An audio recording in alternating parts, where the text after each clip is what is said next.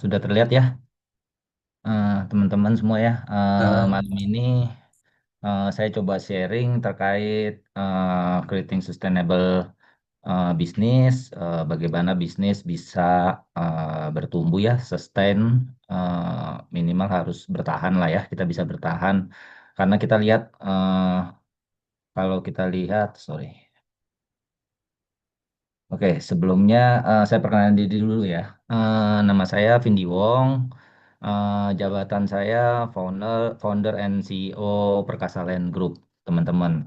Nanti bisa di search aja. Sampai hari ini sudah ada sedang berjalan empat perusahaan. Saya mulai bisnis tuh di 2016. Perusahaan bergerak di bidang developer properti dan sampai saat ini juga masih fokus di developer properti perumahan. Eh, Kalau lebih segmentednya kita di perumahan subsidi ya, gitu. Dari 2016 saya coba mulai bisnis itu dengan nama PTS Property Development. Perumahan pertama kami itu di Perumahan Pesona Sepang itu di 98 unit rumah. Kemudian berjalan seiring waktu di tahun 2019 kita buka PT lagi namanya PT Budi Agung Lahan Asih Persada itu sudah ada dua perumahan yang kami ciptakan. Pertama perumahan Pondok Walantaka Indah kurang lebih di 142 unit. Kemudian sekarang yang masih berjalan di Pondok Pulau Indah kurang lebih 245 unit perkiraan ya. Saya agak lupa. Dan masih berjalan juga ongoing bareng-bareng ini ada PT Agung Perkasa Land, itu juga di perumahan juga. Itu di 1.000 unit teman-teman di Pondok Pengampelan Indah. Puji Tuhan, Alhamdulillah berkembang. Kemudian yang akan berjalan juga di tahun ini atau paling lambat awal tahun nanti ada lagi perumahan bertambah satu itu Pondok Kalodan Permai 2 ya. Itu kurang lebih di 500 unit. Nah, ini saya coba sharing pengalaman saya bagaimana dari 2016 dan alhamdulillah juga puji Tuhan tahun depan udah bisa 10 tahun masih bisa bertahan meskipun banyak juga tantangan, permasalahan itu pasti ada, teman-teman. Kalau kita lihat data, kalau kita lihat data ya saya juga coba pelajari. eh, s- Oke, kalau dipelajari itu jadi berkecil nggak ya? Oke, nah ini kalau kita pelajari, kita baca juga atau kita searching ya teman-teman semua ya, banyak sekali tuh bisnis yang nggak bertahan lama. Mungkin kalau bisa dilihat menurut survei pun 20% usaha kecil gagal di tahun pertama. Bahkan naik lagi 50% bangkrut setelah 5 tahun. Dan paling yang hanya bertahan di 10 tahun itu atau lebih hanya 33%. Jadi kurang lebih eh, untuk mencapai perusahaan yang bisa sustain sampai 10 tahun ataupun lebih itu ya 60%-an mungkin ya kurang lebih gitu. Nah, malam ini saya coba flashback gitu ya, saya siapkan materi ini. Apa aja sih yang harus dipunyai oleh seorang pebisnis ya, biar sustain. Nah, saya lihat sih yang saya share itu kurang lebih empat, tapi kalau misalnya ini mungkin banyak sekali. Yang paling pertama itu mindset. Itu paling penting, itu pondasi awal, mindset kita sebagai seorang pebisnis. Karena waktu itu di awal juga, saya bukan berarti nggak pernah melakukan kesalahan, ada juga PT saya yang gagal, itu PT 3S Laras, Pondok Gedalam Indah namanya itu ada yang gagal. Nah, nanti saya ceritakan itu. Nah, itu kesalahan di mindset di awal. Jadi makanya mindset kita harus benar sebagai seorang pebisnis. Terus yang kedua, setelah mindset kita benar itu, kita harus benarin fondasi bisnis gitu. Kadang fondasi bisnis kita tuh belum kuat gitu loh.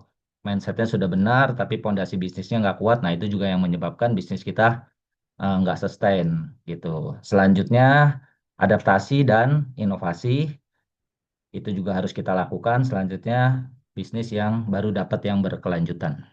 Oke, kita masuk ke yang pertama mindset seorang pebisnis ya. Nah ini teman-teman mindset seorang pebisnis ya. Yang pertama itu harus memiliki visi yang jelas. Nah, saya sharing pengalaman saya di 2016 itu, yang sebelah kanan ya, biasanya kebanyakan tuh tidak memiliki visi jangka panjang, jadi hanya berfokus pada profit.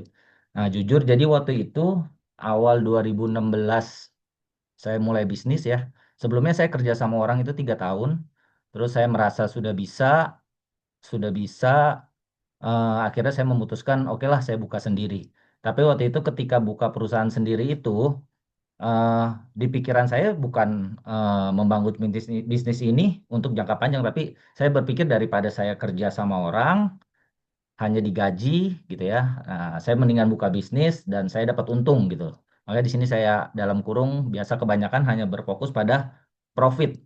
Nah, visinya nggak jelas tuh. Bangun bisnis buat apa? Taunya bangun bisnis pokoknya ya supaya dapat untung gitu daripada kerja sama orang cuman gajian atau dapatnya sedikit terus dipikir kalau saya usaha sendiri eh, lebih besar lah. Nah, itu salah tuh mindsetnya. Mindset yang pertama harus ditanamin itu pebisnis yang benar itu punya visi yang jelas nih sebenarnya. Makanya dari situ saya pelajari. Makanya kenapa waktu itu 2016 saya untung ketika buka perusahaan. Setelah untung langsung cepet-cepet buka bisnis lagi biar dapat untung lebih besar lagi. Nah, itu kesalahan di situ. Akhirnya bisnis yang selanjutnya itu saya sempat ada yang gagal gitu ya. Tapi tadi saya tidak masukkan ke dalam CV-nya. Nah, seperti itu. Jadi harusnya itu kita sebagai pebisnis yang pertama visinya jelas. Nah, bisnis kita ini eh, untuk apa gitu loh. Apakah bermanfaat untuk orang banyak seperti itu. Apakah produk kita yang diciptakan itu memang membantu untuk orang lain gitu loh. Ketika bisnis kita berdampak positif untuk orang lain, profit itu akan mengikuti. Nah, bisnis yang sustain itu pasti bisnis yang memiliki dampak positif bagi lingkungan dan masyarakat gitu. Tapi kalau misalnya yang nggak positif, nah biasanya itu nggak panjang tuh. Contoh, saya berikan contoh juga, misal jual parfum. Parfumnya jualnya yang palsu, nah itu nggak akan panjang tuh bisnisnya gitu loh. Bukan yang asli seperti itu contohnya. Jadi harus jelas gitu. Itu eh, yang pertama kesalahan saya waktu itu.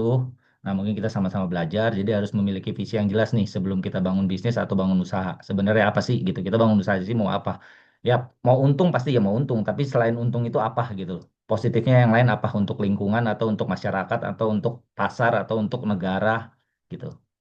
Gitu ya. Selanjutnya growth mindset. Nah, ini juga eh, memiliki pola pikir untuk terus bertumbuh dan belajar, terus kegagalan kita lihat sebagai pembelajaran. Nah, mindset yang selanjutnya itu pola pikirnya itu sebagai pebisnis itu biasanya yang nggak bertumbuh itu atau nggak sustain itu udah cepet puas dan nggak mau belajar gitu loh.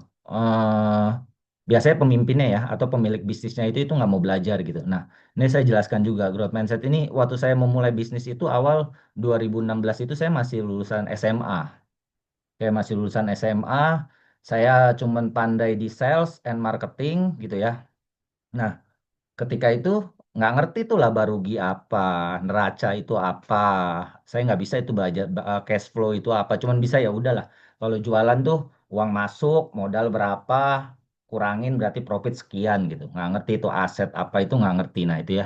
Nah dari situ saya belajar nggak bisa nih kayak gini gitu loh. Kalau kayak gini perusahaan nggak akan besar gitu loh. Nah kita harus belajar. Akhirnya saya ambil S1 gitu.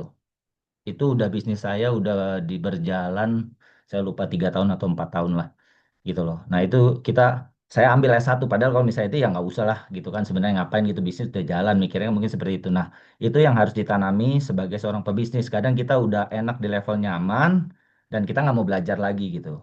Nah, kalau sampai saat ini pun saya masih belajar gitu ya, misalkan terkait digital marketing, saya juga kadang ambil kursus-kursusnya, makanya ini juga saya gabung ke BBKA biar bisa belajar juga, banyak juga nih teman-teman yang hebat-hebat banget dari saya banyak belajar, dari Ko Andrew juga banyak belajar. Intinya, sebagai pebisnis, kalau nggak mau bertumbuh, mindsetnya, nah itu bisnis juga nggak akan bertumbuh gitu. Nah, kegagalan juga kita harus lihat itu sebagai pembelajaran. Tadi yang saya bilang, ketika saya pernah gagal atau ditipu, pernah juga kan namanya perumahan ya, ditipu sama kontraktor, pernah ditipu sama supplier. Nah, itu kita belajar tuh kegagalan-kegagalannya itu. Oh, biar nggak kayak gini, nggak keulang gini, sistem yang harus dibuat seperti ini. Biar nggak fraud, harus seperti ini. Nah, itu harus semua dipelajari gitu loh.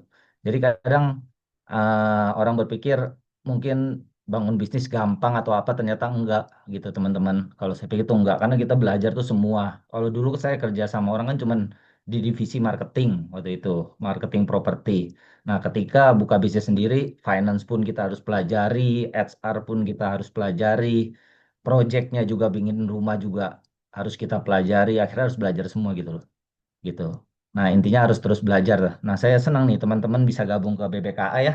Jadi ini orang-orang yang mau terus belajar gitu. Makanya saya senang gabung ke komunitas BBKA. Selanjutnya disiplin, konsisten, persisten. Nah, ini saya baru dari Ko Andrew nih. Dari Ko Andrew itu saya berasa banget gabung BBKA tuh Februari tahun ini. Sempet waktu itu udah hampir lost nih teman-teman. Maksudnya udah keenakan, mungkin ya udahlah, untung udah berapa miliar kan gitu kan proyek. Ah udah kalau selesai proyek ini juga untung berapa miliar udah lumayan gitu loh. Nah, ketika udah sukses gitu ya satu proyek, dua proyek gitu, udah masuk ke comfort zone tuh, zona aman. Bangunnya udah siang aja lah gitu. Padahal dulu mulai buka bisnis tuh bangunnya pagi. Pasti malah kerja tuh bisa sampai subuh kadang. Setelah tidur 2-3 jam nggak berasa capek, mau cepet-cepet bangun, besok mau kerja lagi. Tapi ketika udah mulai sukses satu project gitu ya, terus mencapai goals, misalnya dulu kan ya gajian sama orang misalnya 100 juta, gaji 200 udah di itu kan udah seneng. Udah dapat untung 1 M tuh, kira-kira pas udah bisnis sendiri udah mulai tuh. Udah nggak mau lagi tuh yang namanya bertumbuh, udah nggak mau lagi namanya disiplin itu udah bangun-bangun bangun tuh siang. Nah, itu udah salah tuh teman-teman gitu. Saya pikir kan udah itu. Nah, ketika gabung ke BBKA teman-teman banyak yang omsetnya besar banget ya, malah ada yang triliunan, belajar dari Ko Andro aja masih bangun pagi, olahraga. Nah, itu tuh yang ngegampar saya pas join ke BBKA. Jadi yang dibilang sama Ko Andro harus disiplin, konsisten, persen bener. Ketika saya ubah itu dari mungkin hampir Februari ya Maret saya sekarang udah mulai bangun pagi terus. eh, kita tuh sebagai pimpinan di bawah akan mengikuti teman-teman gitu loh. Kalau kita bangunnya siang misalnya itu contoh yang paling gampang. Ya kita mau ngomelin tim kita di bawah untuk nggak bangun siang susah gitu. Seperti itu kan. Tapi kalau kita bangunnya pagi mereka pun akan nggak enak lah pasti bangun siang kan seperti itu. Nah itu yang harus coba teman-teman mindsetnya ditanamin, diingetin. Kalau nanti udah tercapai gitu ya, misalnya jualan apa, udah tercapai nih omsetnya 1 M misalnya. Nah itu nanti akan masuk ke comfort zone itu diingat-ingat nih pesannya. Harus tetap disiplin, konsisten, persisten. Jangan sampai eh, jadi lembah gitu ya. Itu yang ketiga, selanjutnya resilience atau tangguh. Nah, mempunyai daya tahan dari berbagai masalah, setiap bisnis pasti akan menghadapi masalah. Tadi mungkin udah ya. Jadi eh, kalau dilihat tuh bisnis itu pasti banyak masalah, teman-teman. Saya juga nggak tahu karena saya di perumahan, jadi saya tahunya mungkin masalah yang saya hadapi kayak gitu ya, ditipu kontraktor dan lain. Mungkin di sini banyak teman-teman yang usahanya restoran dan lain-lain. Saya nggak pandai semua, tapi saya bicara secara general. Nggak ada itu bisnis yang tidak ada masalah. Misalnya ditipu sama karyawan, saya juga pernah gitu ya, uang konsumen di bawah karyawan, nah itu ada pernah. Nah kayak gitu terus kita bikin sistemnya. Jadi pokoknya setiap ada masalah itu sebagai seorang pebisnis itu kita harus tetap tahan tuh, tetap harus bisa malah pikir solusinya. Oke, ke depan itu berarti harus begini sistemnya gitu loh. Dibikin seperti itu. Jadi apa enggak saya ingat banget di bisnis mungkin yang semuanya terdampak ya kalau udah mulai itu di 2019 ya kalau kita tahu tuh COVID, COVID-19 ya. Itu 2019 mungkin hampir semua tuh. Bisa dibilang kalau buka data mungkin berapa persen itu bisnis pada tutup semua kali. Nah, itu kita juga, saya juga ngalamin itu. Karyawan, puji Tuhan, alhamdulillah nggak di cut off, tapi gaji karyawan itu cuma bisa keluar setengah. Kita nggak ada PHK nggak ada, gaji karyawan cuma setengah. Itu kita hitung utang, waktu itu ngutang karena sebenarnya permintaan banyak. Waktu itu rumah itu permintaan banyak, demandnya pembelinya banyak. Cuman kan pembeli rumah ini kan biasanya KPR nih mereka, karena saya jual rumah murah ya, jadi masyarakat menengah ke bawah. Jadi rata-rata nggak ada yang beli cash, belinya tuh melalui KPR bank, melalui bank. Pembeli ada, tapi bank tidak mau menyetujui untuk persetujuan KPR. Kenapa? Karena kan COVID nih, COVID malah banyak yang dipecat atau banyak yang nggak ada dapat gaji dan lain-lain. Jadi orang-orang yang mau beli rumah ini nggak bisa ambil rumah. Waktu itu kan kayak gitu. Nggak bisa ambil rumah. Akhirnya ya terdampak kepada kita sebagai developer perumahan, nggak ada cash flow masuk gitu loh. Nah, terus apakah saya diem aja gitu? Kita diem aja, oh ya udah berarti nunggu COVID selesai. Sedangkan kita nggak tahu kan, COVID itu selesai kapan kita nggak tahu. Nah, jalan satu-satunya kita tetap harus cari nih.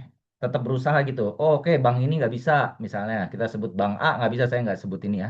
Bank A nggak bisa, kita ke bank B nggak bisa, bank C.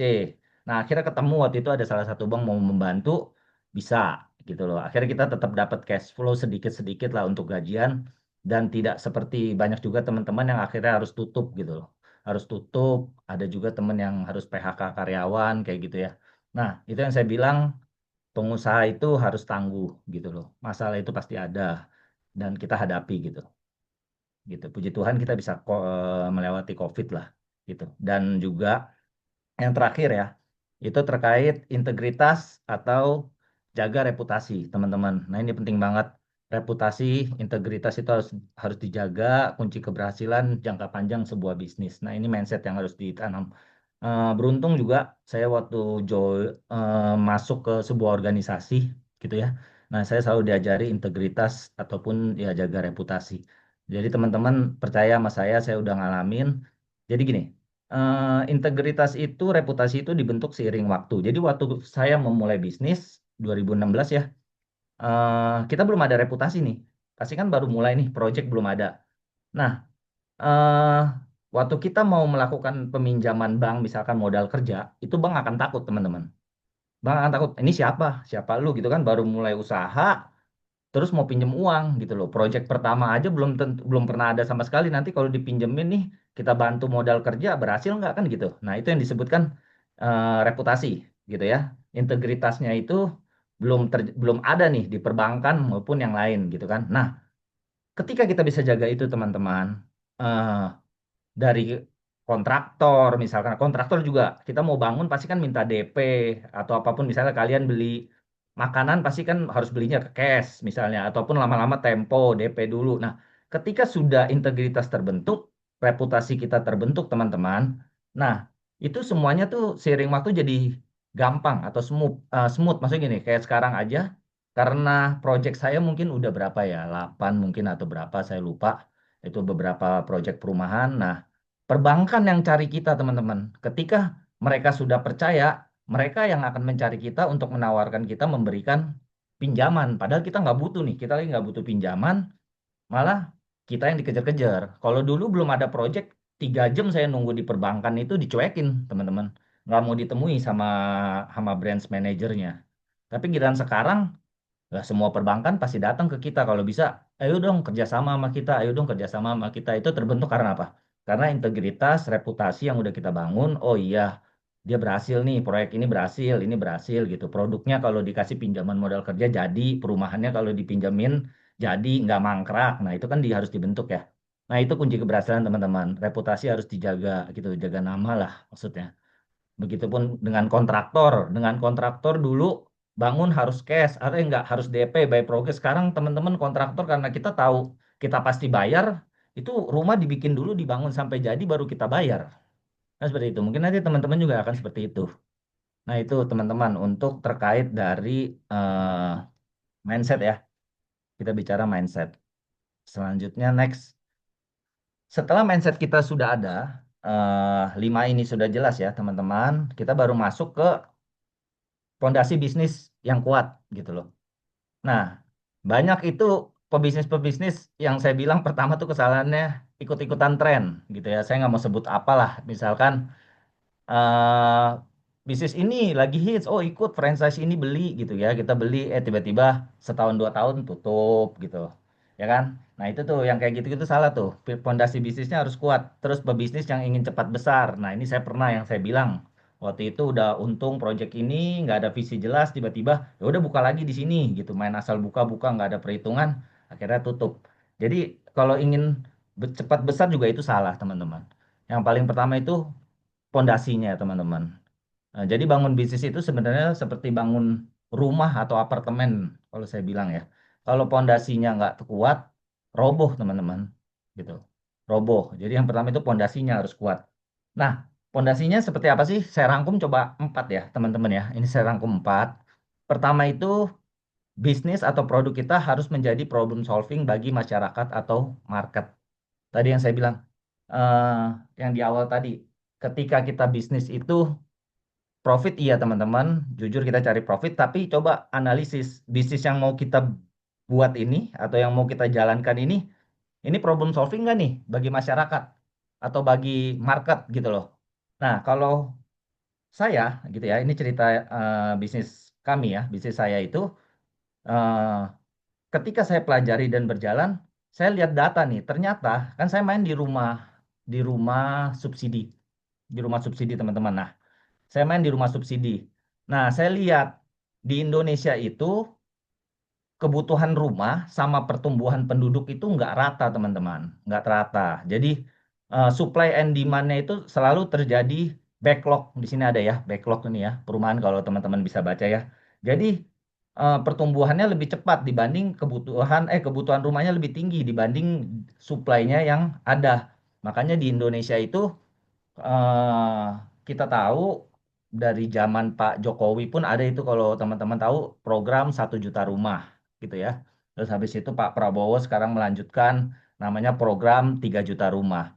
Nah, maksud saya seperti itu. Tadi pondasinya harus jelas nih. Nah, kalau saya udah jelas berarti sekarang bisnis saya itu harus membantu masyarakat yang belum mempunyai rumah gitu loh gitu. Jadi untuk masyarakat, saya lihat marketnya berarti masih besar nih di Indonesia, masih banyak banget orang yang belum punya rumah gitu kan. Nah, ketika sudah jelas teman-teman itu pondasi awalnya berarti udah jelas nih. Oh, berarti eh, market atau masyarakat yang akan kita tuju itu yang belum punya rumah. Dan ini merupakan permasalahan yang ada di negara kita. Nah, bisnis kita itu harus menjadi pemecah masalah gitu loh. Nah, itu pondasi pertama, teman-teman. Jadi, saya nggak tahu teman-teman misalnya bisnis apa ya kan nggak harus perumahan juga. Coba dilihat aja di Indonesia kira-kira eh, apa yang lagi dibutuhkan sama masyarakat kita, apa yang lagi dibutuhkan sama negara kita. Nah, kita buat bisnis itu untuk membantu mereka, teman-teman. Gitu loh. eh saya pernah ya ngerasain waktu itu. Jadi ini kan untuk rumah masyarakat yang berpenghasilan rendah, belum punya rumah. Iya kita dapat untung teman-teman. Tapi pernah waktu itu ada konsumen, saya lupa di perumahan saya yang mana tuh, dapat rumah teman-teman. Padahal selama ini dia kalau mau beli rumah tuh selalu susah kan ditolak mulu sama bank. Nah ketika dia dapat mereka sampai berterima kasih kepada kita gitu loh. Di pikiran mereka mereka tuh mungkin seumur hidup nggak bisa dapat rumah gitu kan. Nah akhirnya mereka bisa dapat rumah. Nah, itu yang pertama ya teman-teman. Jadi bisnis atau produk kita harus menjadi problem solving bagi masyarakat. Itu pondasi yang pertama. Nah, pondasi yang kedua itu setelah kita udah tahu nih bisnis kita itu apa namanya menjadi problem solving bagi masyarakat. Kedua, kita baru siapkan bisnis plan dan perencanaan bisnisnya. Ya teman ya, ini tadi kita udah ya, maaf ya untuk backlognya nanti mungkin bisa dilihat apakah benar kebutuhan rumahnya. Nah, bisnis plan setelah udah tahu problem solving yang akan kita pecahkan dengan bisnis kita, baru kita mulai tuh bisnis plan atau perencanaan bisnisnya. Oke, gimana nih cara memulai bisnisnya? Gitu kan, setelah saya mau membantu nih masyarakat Indonesia banyak yang nggak punya rumah, saya mau mulai bisnisnya, baru kita mulai perencanaan bisnisnya. Nah, perencanaan bisnis saya coba rangkum sebenarnya agak banyak ya. Saya coba rangkum cuma 5. Pertama itu perencanaan atau lokasi atau supply. Maksudnya gini, eh, terlepas dari perumahan ataupun kalian misalnya bisnis restoran dan lain-lain. Nah, nomor satu itu lokasi itu penting teman-teman. Kalau di perumahan, kami di perumahan itu penting. Jangan sampai kita memilih lokasi tanah ataupun lokasi yang akan dibangun perumahan misalnya jauh gitu loh dari market gitu ya ataupun ya nggak ada market yang mau di sana gitu kan. Nah itu jangan sama seperti mungkin Ko Andu juga sekarang lagi buka pusat emas Indonesia. Nah sampai beliau pun turun kan misalnya ke Mall Arta Gading atau kemana karena penentuan lokasi itu penting. Jangan sampai kita buka suatu usaha atau suatu bisnis tapi di lokasi yang tidak membutuhkan produk kita ataupun jasa kita ataupun pelayanan kita. Gitu. Perencanaan itu penting pertama lokasi atau supply. Nah, ketika sudah dapat lokasi baru kita analisa lagi market, pasar atau demand-nya. Gitu loh. Nah, kira-kira ketika misalnya kayak saya udah pilih lokasi di sini. Nah, kira-kira nanti kalau buka perumahan di sini marketnya siapa? Nah, apakah PNS, apakah buruh pabrik kan gitu kan. Misalnya kita buka kos-kosan di dekat mau buka kos-kosan untuk anak-anak kos ya udah berarti bukanya di dekat universitas gitu kan. Oh kita udah tahu nih market kita berarti anak-anak kos atau buka kos-kosan di dekat bandara. Nah, kita udah tahu tuh demand kita berarti market kita nanti ya para pramugari atau pilot kan kayak gitu ya. Nah, itu harus sudah ada tuh di bisnis plan atau perencanaan bisnis gitu. Ketika sudah ada perencanaan lokasinya benar, udah tahu marketnya yang akan kita tuju sasarannya siapa, baru kita bikin proyeksi laba rugi keuangan atau profitnya, gitu kan? Kita kan bicara bisnis ya, yang tadi saya bilang. Tetap harus ada profit. Kalau nggak profit namanya yayasan, teman-teman. Nah, itu harus dibikin. Jangan sampai ya lokasi udah benar, marketnya udah ada, laba ruginya ternyata nggak untung ya. Bingung juga. Namanya bisnis harus tetap untung kan? Nah, itu dibikin. Perencanaan laba ruginya atau profitnya itu harus dibikin. Bisa nggak gitu di lokasi ini dengan market yang ada ini terus kita bikin laba rugi apakah masih profit itu penting. Nah setelah itu udah ketika itu tiga itu udah sudah untung ya untungnya itu ya untung itu berapa berapa persen itu perhitungan masing-masing lah ya keuntungannya baru action mulai deh teman-teman boleh mulai karena udah jelas tuh lokasi jelas target pasar kita jelas terus secara keuangan juga udah jelas pasti untung gitu ya bisa untung lah gitu ya sudah baru mulai action. Nah ketika action ada kesalahan yang kelima yang sering salah dan saya pun juga masih belajar sampai saat ini. Ketika sudah action, controllingnya yang kita kadang lupa gitu loh. Udah berjalan, udah bikin sistem, udah jalan nih, udah tuh kita lupa controllingnya. Harusnya itu penting banget di controlling itu jangan sampai terjadi tadi fraud ataupun lain-lain lah gitu semuanya. Nah itu bisnis plan perencanaan bisnis saya rangkum eh, 5 poin ini ya teman-teman seperti itu. Oke, selanjutnya pondasinya ketika bisnis plan sudah, perencanaan bisnis sudah, yang ketiga itu cash flow. Nah ini yang kesalahan banyak pebisnis pemula ya, ataupun ini yang nggak bikin sustain itu cash flow-nya sehat nggak sehat teman-teman. Cash flow itu harus sehat, pisahin uang pribadi dan uang bisnis gitu loh. Harus ada manajemen keuangan. Nah dulu saya pernah sebelum mulai perusahaan ini, saya dulu pernah pernah jualan parfum gitu ya. Nah itu banyak tuh saya lihat UMKM atau yang lain-lain tuh mungkin ya udah uang bisnis sama uang pribadi campur aja di situ gitu loh kayak misalnya warung ataupun bisnis apapun nggak tahu deh tuh sebenarnya bisnis ini untung berapa itu nggak ketahuan usaha ini itu banyak banget kan misalnya dagang bakso atau apa dulu saya parfum ya waktu itu seperti itu ya taunya pokoknya ada uang masuk habis itu ini belanjain lagi lah bisa beli 10 botol atau berapa nah ini itu cash flow itu harus harus harus apa namanya harus dipisah, teman-teman, antara uang pribadi sama uang bisnis. Sampai sekarang pun saya nih punya perusahaan. Jadi gitu, Ko Andrew juga bilang benar, ketika kita punya perusahaan sendiri pun kita tetap di laporan keuangan atau laba ruginya itu kita gaji aja diri kita berapa gitu loh. Kita gaji diri kita. Nah, jadi kan tetap jelas tuh kalau kita digaji tiap bulan sampai saat ini pun saya masih gajian gitu ya. Kita gaji. Nah, nanti kalau udah untung bisnisnya kelihatan baru. Mau ambil dividen boleh, nggak ambil boleh, mau buka lagi juga boleh gitu. Tapi jelas gitu, cash flow-nya jadinya jelas antara uang pribadi ya pribadi, uang bisnis bisnis. Saya ke perusahaan pun gitu ya. Kalau memang ada dana darurat dan saya lagi benar-benar butuh ya kasbon kasbon gitu loh. Utang ya utang gitu. Jadi benar-benar terpisah antara ya uang pribadi dan uang bisnis. Nah, makanya tadi saya bilang waktu itu saya nggak ngerti itu apa cash flow laba rugi. Akhirnya saya mesti belajar. Kenapa saya bilang itu cash flow itu penting teman-teman ya? Ini yang harus dipelajari.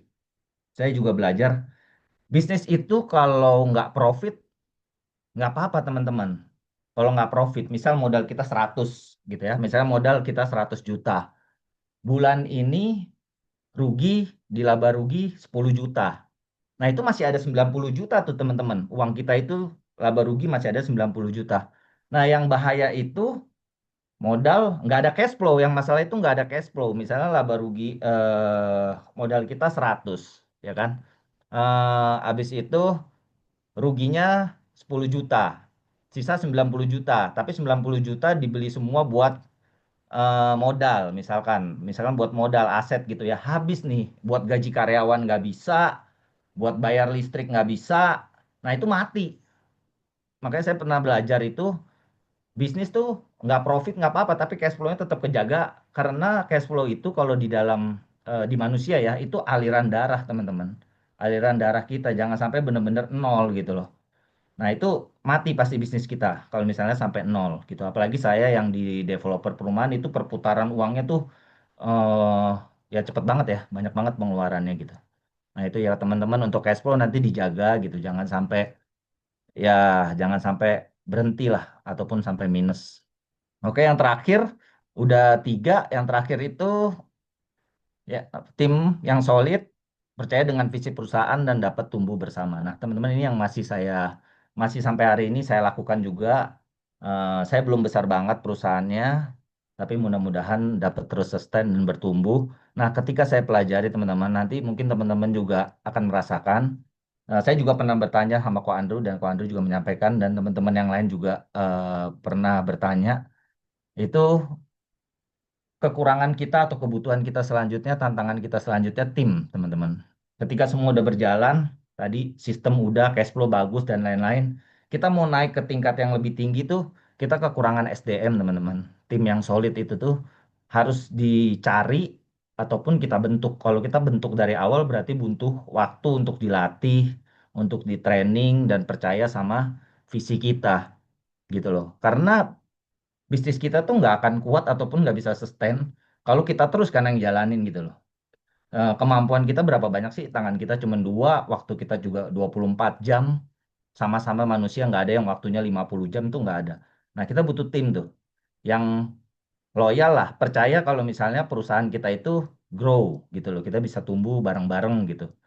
Karena kan misalkan dulu proyek cuma satu perumahan. Nah, sekarang proyek udah empat misalnya. Terus dulu cuma bangun 100 rumah, sekarang bangun udah mau 1.000 rumah. Kan kita butuh marketing yang banyak, butuh admin yang banyak. Nah, itu butuh tim, teman-teman.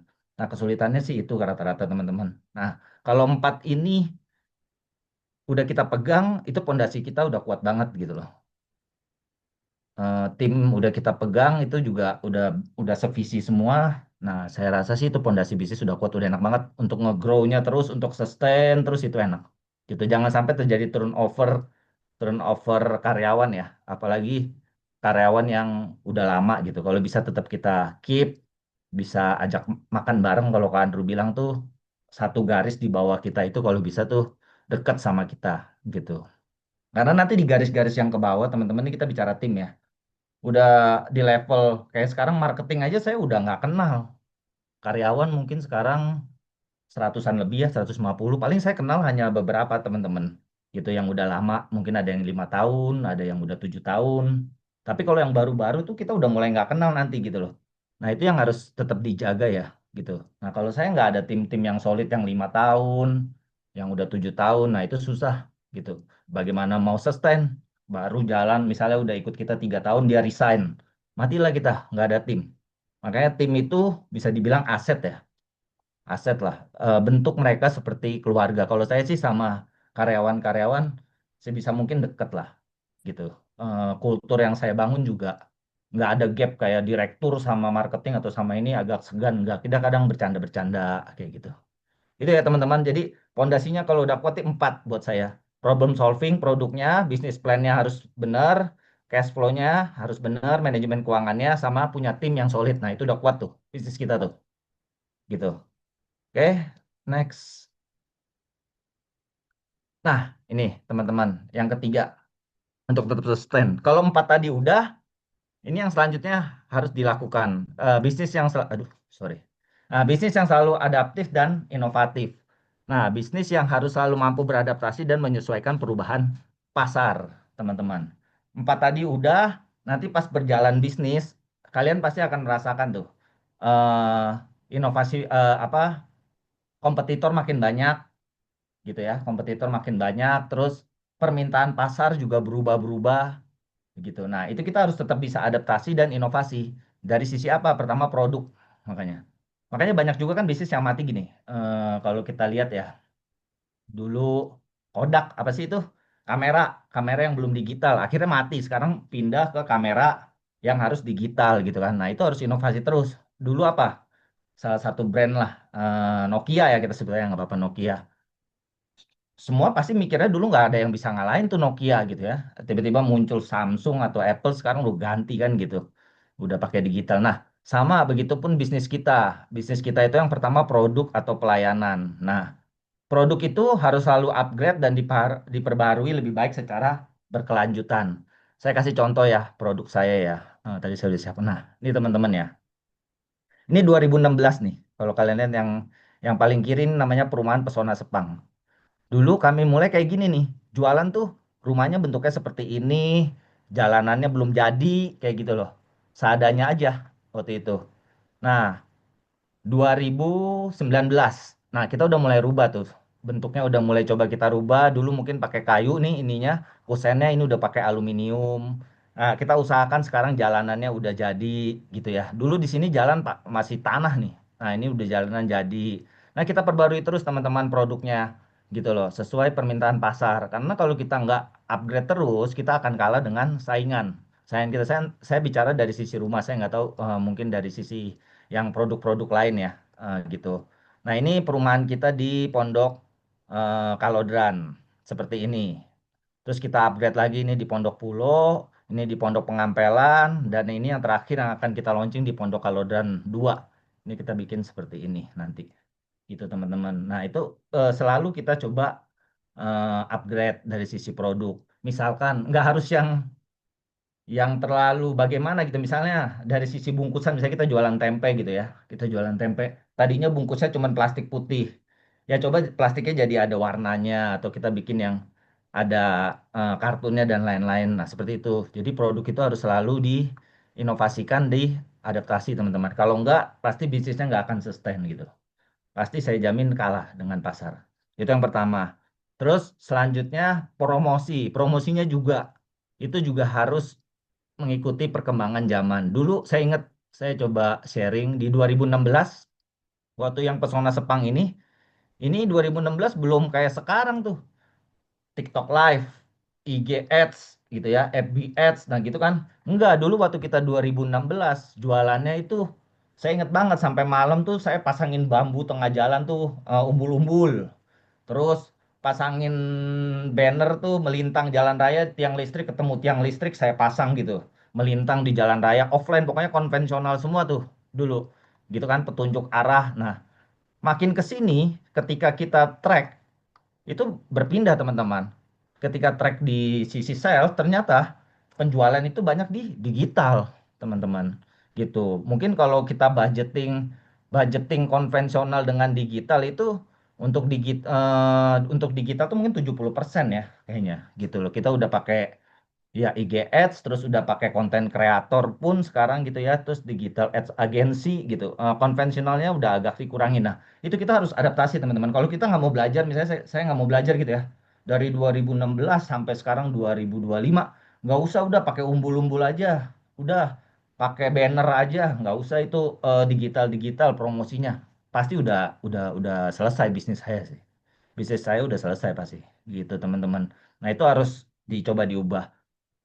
Produk sudah, promosi sudah, jangan lupa yang terakhir ke sistem internal kantor. Itu pun juga kita harus adaptasi dan inovasi gitu loh.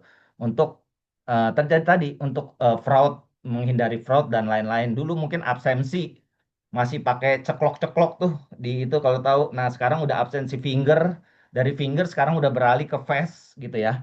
Udah aplikasi gitu. Sistem finance juga dulu mau ngambil uang itu pakai cek giro. Nah, sekarang udah sistem internet banking. Nah, itu. Jadi sih, kalau saya bilang susah-susah gampang. Yang bilang bisnis itu gampang sih, enggak sih teman-teman. Karena harus terus belajar, harus terus inovasi, semuanya harus diperbaiki terus. Sampai enggak kita berinovasi, ya bisnis kita enggak akan sustain. Gitu ya. Itu aja dari saya, tiga itu. Nah, kesimpulannya teman-teman ya.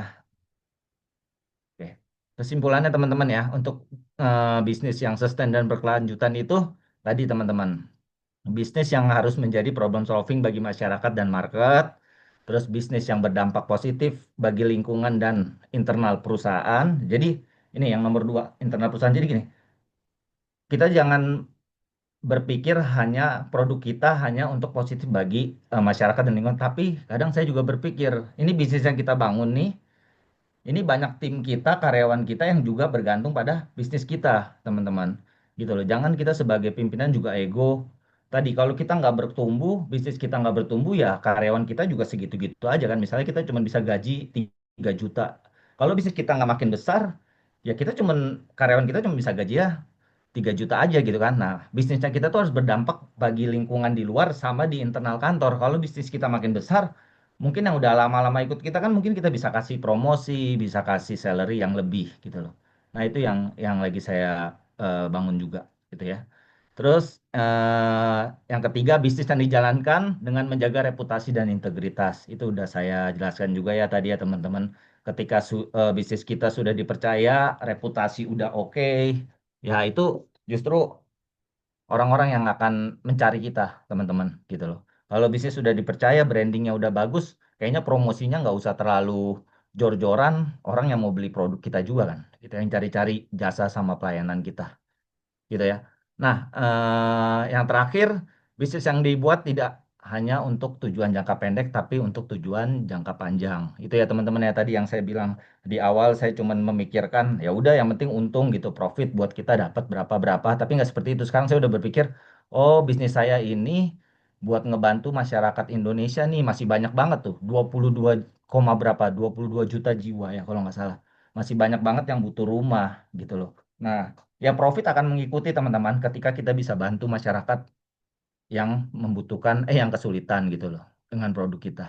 Itu aja sih malam ini yang bisa saya sharing teman-teman BBKA. Selanjutnya mungkin sesi tanya jawab. Mudah-mudahan bisa saya jawab. Itu aja saya kembalikan ke Nabil. Thank you Mas Oke, Nabil. oke, thank you Ko Vindi. Sekarang kita akan masuk ke sesi tanya jawab ya. Buat teman-teman yang mau bertanya mungkin bisa ditulis di kolom chat. Kalau enggak bisa angkat tangannya. Oke, angkat tangan. Oke, sebentar, sebentar ya. Niko, ada yang tanya. Mas tunggu. Oke, Yes, halo. Ada kedengaran halo. suara saya? Kedengeran. Halo, selamat malam Ko Vindi Oke, dan teman-teman BBKA. Ya, perkenalkan nama saya Charles Johnson. Pertanyaan saya untuk Ko Vindi itu, kalau boleh tahu kok satu hal yang menurut Koko untuk menjalankan bisnis sampai sekarang itu bagaimana sih kok? Atau cara berkembangnya sampai sekarang itu bagaimana kok? Terima kasih.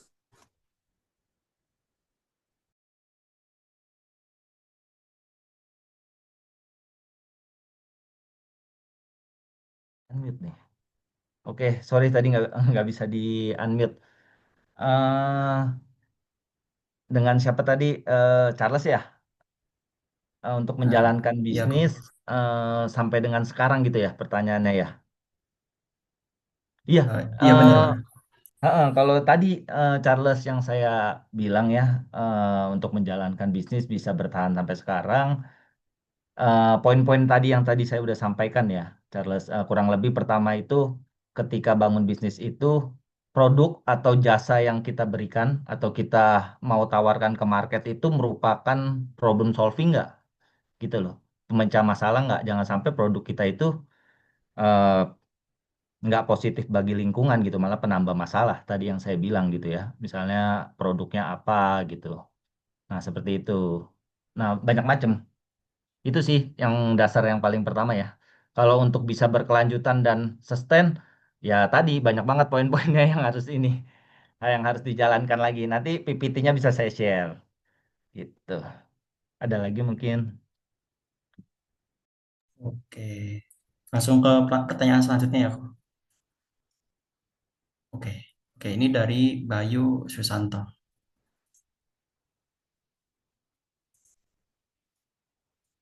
Oke, Kalau kok halo. eh, saya mau tanya, Koko kan bergerak di bidang perumahan ya. Untuk pasti selalu riset target market di setiap lokasi. Gimana? Apakah ada tips dan atau teknik mungkin yang bisa di-sharing dari Koko? Udah cukup. Oke, thank you. Tadi yang nanya siapa ya namanya? Bayu Susanto. Bayu Santo ya. Oke, thank you Bayu. Iya, dari sisi saya ya untuk apa namanya developer properti, cara riset market atau pasarnya tadi pertama-tama saya lihat itu jumlah penduduknya. Jadi waktu itu apa namanya saya dari Tanjung Pinang pindah ke Jakarta karena saya ke Pulau Jawa karena saya lihat penduduk Pulau Jawa itu banyak banget. Jawa Barat, Jawa Tengah, Jawa Timur, Banten gitu ya Pulau Jawa. Nah, kita lihat kan berarti kan penduduknya banyak tuh di seluruh Indonesia, makanya pemilu itu kan mau kalau presiden mau menang tuh di Pulau Jawa tuh mereka berebutan. Nah, berarti semakin banyak penduduk, banyak banget kan kebutuhan rumah orang-orang yang memiliki rumah. Nah, itu saya riset. Nah, nanti lebih mikronya lagi itu secara makro. Nah, lebih mikronya lagi, lebih sedikitnya lagi. Saya kebetulan ada di Kota Serang gitu ya. Nah, nanti kita lihat di Kota Serang itu misalkan kita mau menyasar buru-buru pabrik. Nah, berarti perumahan kita itu nggak boleh terlalu jauh itu dari lokasi pabrik ataupun pergudangan.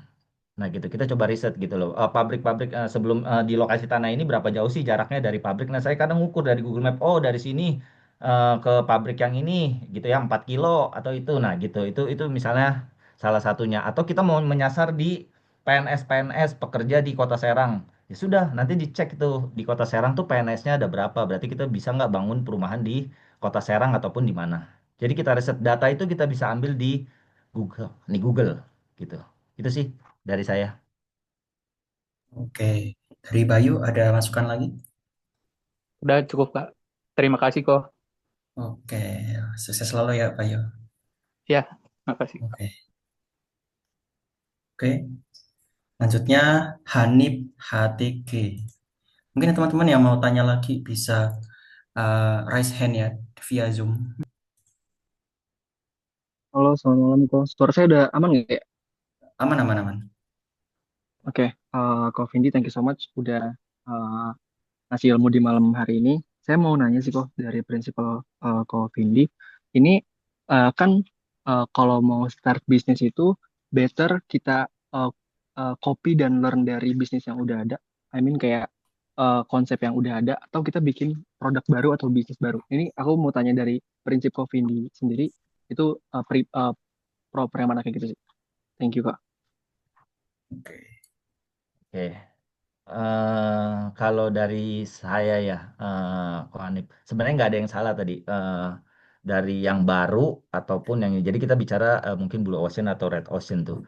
Nah, kalau saya sih ke Blue Ocean itu untuk menciptakan bisnis yang baru atau ide yang benar-benar baru gitu ya. Nah, karena kemampuan saya belum ada, jadi saya sekarang di amati, tiru dan modifikasi. Yang penting saya lihat itu ceruk pasarnya itu, marketnya itu masih besar banget gitu loh kalau saya. Jadi ya perumahan subsidi ini kan sebelumnya memang udah ada, udah lama kan, banyak gitu. Nah, tapi kalau saya misalnya harus diciptakan, misalnya memikirkan menciptakan rumah yang belum ada sama sekali, misalnya metodenya dan lain-lain, nah itu kemampuan saya belum sampai gitu loh. Nah, buat saya sih, yang manapun nggak ada yang salah, selama marketnya ada dan masih bisa membantu ya untuk orang, nah kita tetap jalankan gitu kan.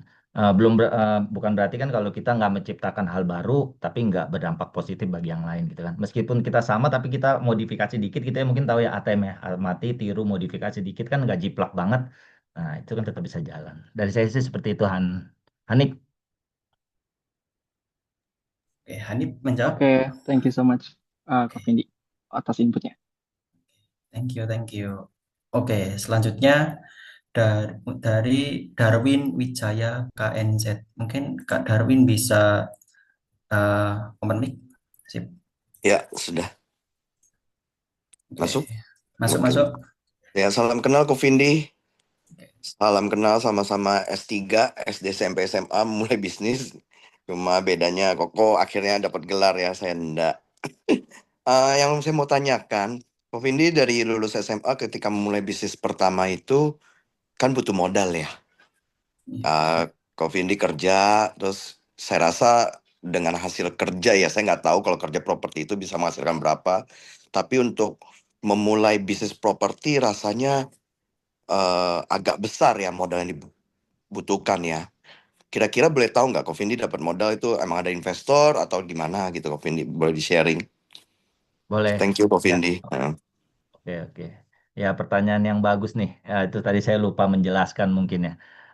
Benar, kalau developer perumahan kan kalau teman-teman tahu ya itu modalnya pasti besar banget kan. Beli tanah udah berapa, bangun jalan, gerbang, belum urus izin, bangun rumahnya itu besar modalnya. Nah, tadi pertanyaannya kalau jawaban singkatnya itu saya pakai investor tapi nggak full investor ya. Jadi awal itu kerja sama orang, saya itu ada tabungan mungkin 200 jutaan ya. 200 jutaan. Nah, pentingnya sebelum memulai bisnis itu, jadi gini, saya sebelumnya udah ada ilmu, udah tahu nih, untuk memulai suatu bisnis itu, ternyata developer ini kalau kita tahu ilmunya itu modalnya nggak besar gitu. Jadi waktu itu saya mulai perumahan aja di tadi 98 rumah ya, itu cuma di 1,5 miliar teman-teman. Udah bisa bikin perumahan 98 unit, udah ada jalan, semua udah ada. Nah, itu caranya gimana? Itu bisa satu sesi lagi, nanti kita belajar lagi. Intinya makanya sebelum memulai bisnis itu kita harus dalami terus gitu ya, sampai benar-benar kalian berasa udah bener ngerti dan bisa baru kita terjun gitu. Jadi saya cuma modal 1,5 miliar. Tapi uang saya cuma 200 juta waktu itu habis habis buat beli bensin, muter-muter cari tanah, pokoknya habis. Nah, 1,5 miliar itu kita pakai investor teman-teman. Gitu, 50-50. Jadi investor 50%, saya yang menjalankan 50%. Itu jawabannya. Gitu. Oke, Ko Darwin menjawab. Oke, thank you. Oke, selanjutnya untuk Muhammad Zaki Zams, mungkin bisa bisa bantu open mic. Maaf, maaf. Zaki Zams tadi di mana? Bisa angkat tangan present lagi. Oke. Halo, selamat malam, Bung Indi dan Malam. teman-teman. Malam. Iya, saya mau bertanya. Saya kan udah pernah menjual beberapa properti, termasuk salah satunya properti yang di Jakarta itu, yang di Surabaya. Nah, tapi sampai sekarang saya itu belum sama sekali closing yang pertama saya. Saya bingung bagaimana caranya closing pertama kali, bro. Maksudnya biar orang itu bisa beli untuk pertama kalinya gitu loh. Maksudnya saya kan bukan apa apa orang beli, apa saya ngejualin. Nah itu gimana bro, caranya biar closing pertama kali itu. Terima kasih. Oke. Oke, tadi agak kurang jelas tapi coba saya ini ya, saya garis besar. Kurang lebih pertanyaannya itu kamu udah mencoba untuk berjualan properti tapi belum pernah closing gitu ya, Pak Iya Muhammad? betul. Betul? Halo? Ya, Betul, Pak. betul, Oke. betul. Betul ya, kurang lebih Betul. pertanyaan gitu. Nah iya, sebelum saya memulai bisnis developer properti itu, background saya nih teman-teman ya saya juga lupa jelaskan, saya dari awal lulus SMA itu sampai saya buka bisnis sendiri, memang basic saya dan expert saya di marketing, di sales gitu. Saya suka banget, saya pernah sales kartu kredit, pernah sales motor, semua saya sales gitu. Nah tapi jatuh cintanya paling terakhir sama sales properti. Memang, nah saya jelaskan ke Muhammad ya, memang sales properti itu agak berbeda sama sales-sales yang lain ya, karena sales properti itu complicated. Makanya bagaimana caranya bisa closing? Memang dia nilainya besar nih. Misalnya sekali saya pernah tahu agent properti, misalnya yang 1 M sekali closing dapat misalnya 2% tuh udah berapa tuh 200 juta. Ya kayak gitulah udah 20 juta atau berapa. Nah, tapi untuk closingnya itu nggak langsung. Muhammad itu butuh ada follow up karena yang kita jual ini barang bukan yang 100 ribu kayak beli beli baju kan. Nah, butuh trust yang tinggi. Nah, pertama itu produk knowledge-nya itu kamu harus harus kuat ya untuk properti beda kayak jual motor dan lain-lain. Kamu harus tahu dari spesifikasi bangunannya, luasnya berapa, luas tanahnya berapa, itu harus ngelotok tuh. Produk knowledge-nya harus ngelotok dulu. Terus udah ngelotok kedua, kamu harus bisa bantu menjelaskan flow dari dia belum punya rumah, dari dia awal DP mau beli rumah sampai dia terima kunci rumah itu kan ada flow-flownya kan. Misalnya saya DP, habis DP terus saya mau KPR bank apa aja berkas yang harus saya lengkapi. Nah gitu loh, sampai nanti akadnya ke notaris gimana, nah, itu panjang kan. Nah memang properti ilmunya tuh tinggi banget, memang agak sulit buat closingnya. Tapi kalau nanti udah bisa sih biasanya akan closing terus. Kayak gitu. Yang penting didalamin aja coba produk knowledge-nya. Kedua flow, flow supaya dari dia DP sampai dia terima kunci. Nah, ketika kamu bisa menjelaskan dengan PD gitu ya, nggak canggung dan berasa kamu udah bisa semua, nah pasti pembeli trust sama kamu kan. Baru nanti closing. Maksudnya sih gitu. Thank you, Muhammad. Baik, terima kasih banyak. Thank Sama-sama. you. Belajar terus, semangat. Oke, next untuk Kak Feni mungkin bisa open mic, Kak Feni. Oke.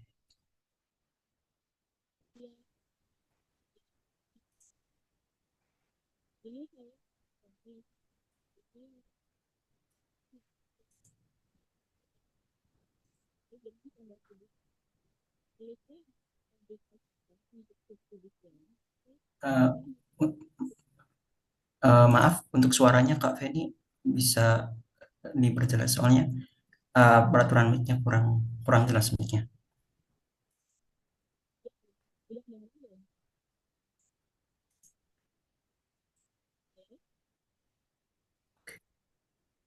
Boleh boleh, udah jelas Kak.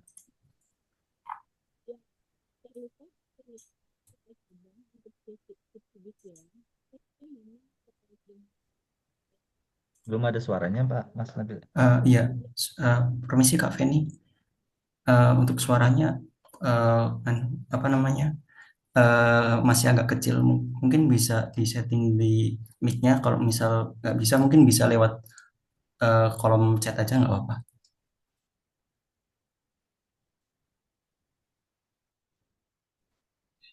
Ya, ini untuk terkait fondasi bisnis yang kuat. Jika baru punya satu cabang, apa perlu buka cabang lagi untuk subsidi silang kok?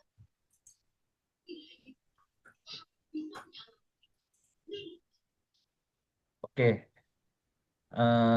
dari Feni ya.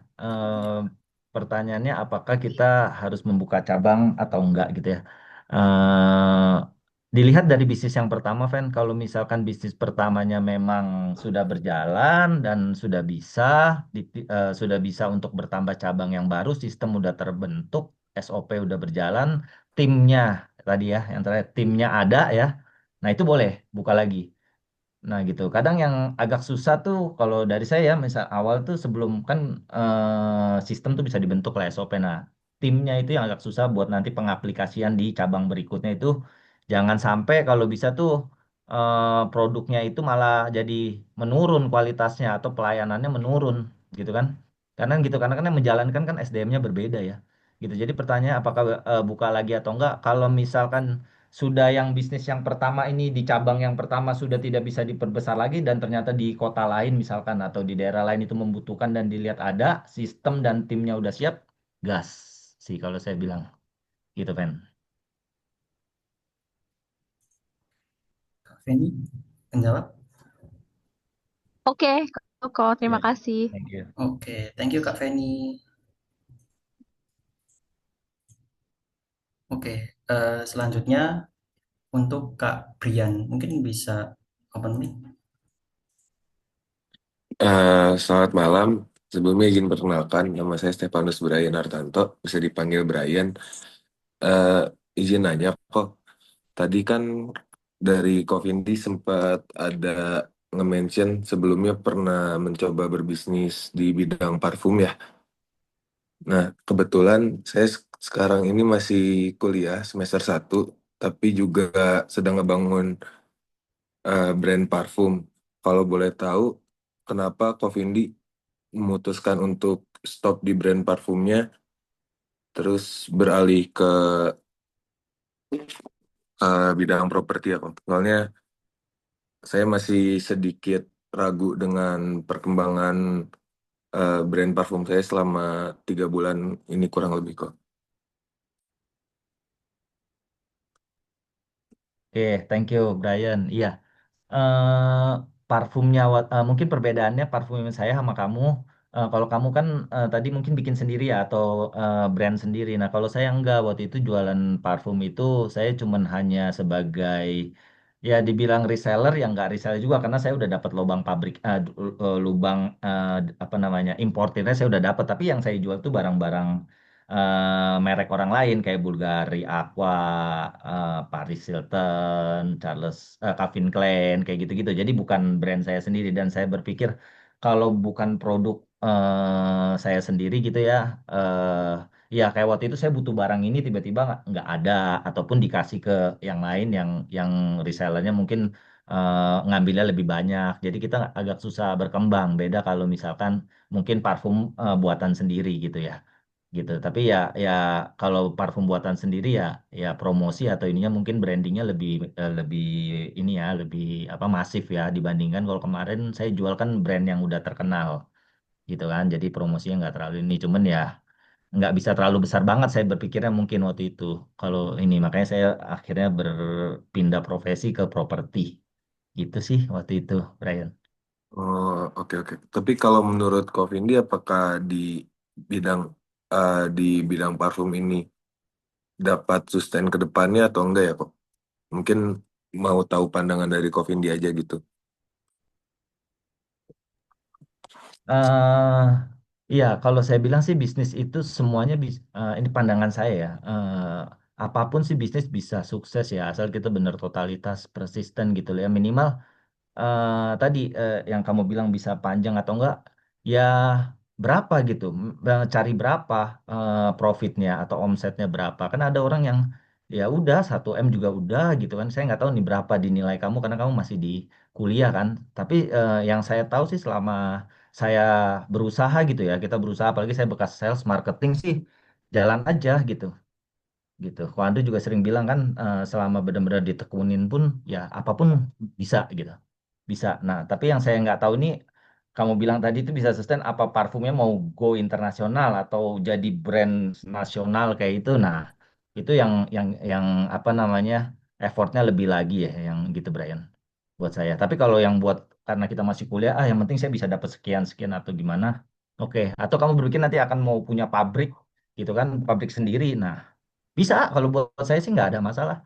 Parfum itu sampai sekarang, sampai saat ini masih dipakai dan harus tadi, kalau dari saya ya, parfum itu kalau bisa, karena kalau saya lihat tuh di Indonesia, kalau kita sama-sama belajar data ya, market penduduk itu masih banyak di menengah dan menengah ke bawah dibanding menengah ke atas. Jadi Brian kalau misalnya ini, parfumnya yang menengah atau enggak menengah ke bawah aja gitu.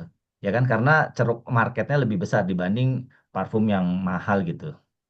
Kalau saya sih lebih suka yang situ, makanya saya main perumahannya pun perumahan subsidi gitu. Yang murah tapi jadi untungnya nggak sebesar perumahan mahal tapi kuantitinya banyak karena kan kebutuhan orangnya masih banyak gitu. Nah, saya tipenya yang kayak gitu bisnisnya, Brian. Siap. Oke baik, makasih banyak kok sama boleh satu lagi nggak kok? Sorry.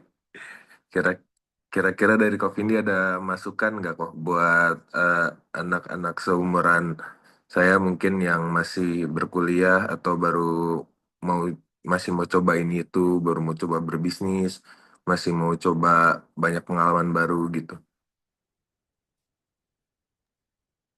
Iya, dari saya yang buat kuliah ya, gitu ya. eh itu saya suka tuh apa namanya motivasi kalian ya justru bagus, jalanin aja apapun. Kalau saya sih di waktu itu ya, kalau misalnya masih SMA pun apapun yang bisa dijual ya selama itu nggak melanggar aturan ya positif yang tadi saya bilang jual aja, jalan aja. Jadi dulu tuh sales kartu kredit tuh nggak digaji gitu ya. Saya coba pelajarin. Jadi yang penting ngelatih mental kita ya, mental kita kan masih muda ya, masih baru kuliah, apapun lah ya coba dijalani, nanti kan dapet tuh. Kadang ya nggak cuman uang atau profit, tapi kita dapat pengalamannya itu yang mahal. Kadang itu yang kita nggak bisa beli, gimana ditolak sama orang, gimana dicaci maki sama orang dan lain-lain. Itu yang harus dijalanin sih, yang nggak bisa didapat di kuliah itu ilmu dari lapangan. Oke, jalanin aja bisnis apa aja ya, Brian. Thank Oke. you.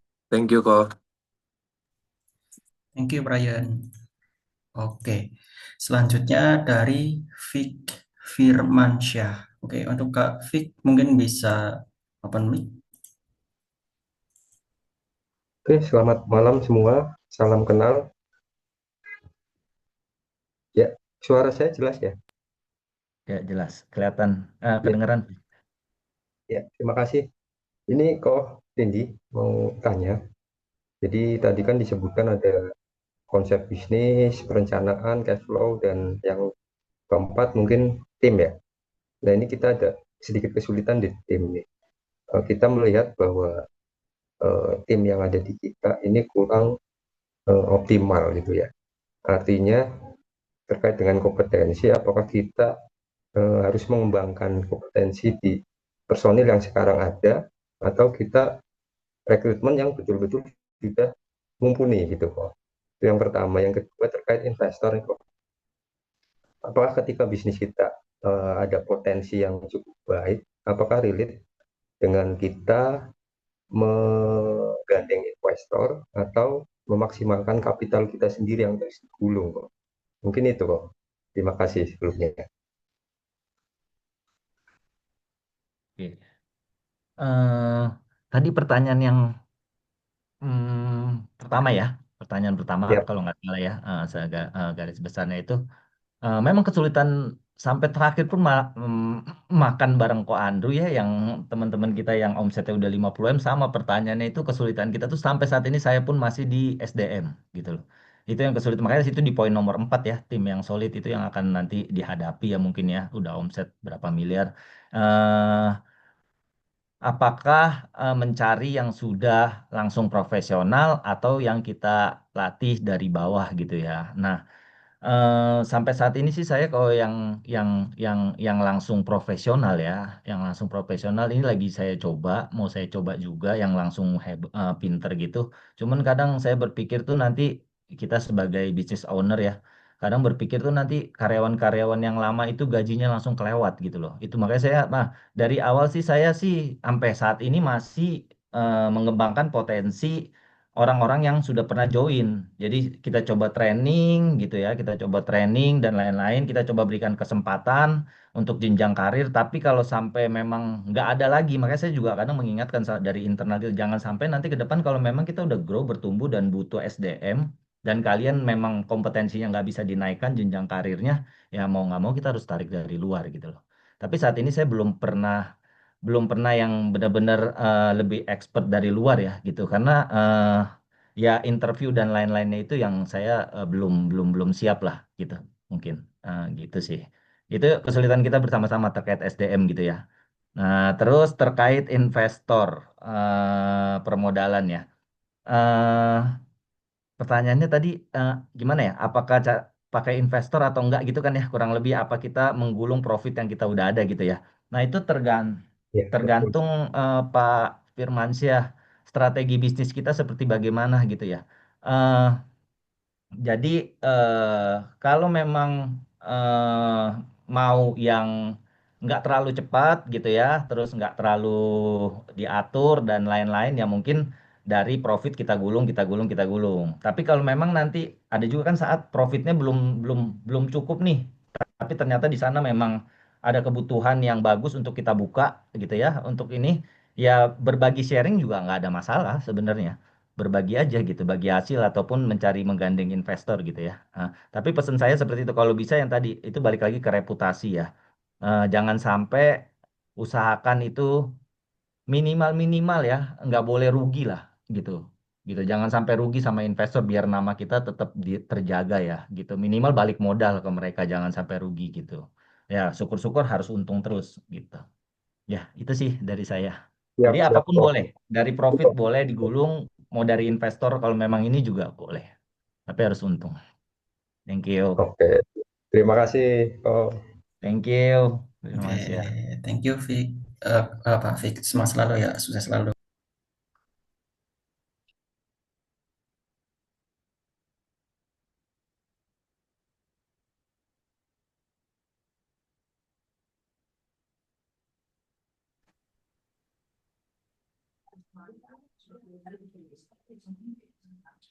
Halo,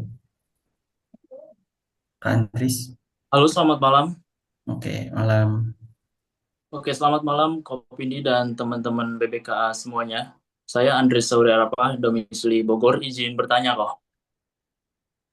Ya, Andres. Tadi Koko sempat bahas mengenai tentang pentingnya keberlanjutan dalam bisnis. Nah, mungkin ini lebih spesifik ya kok.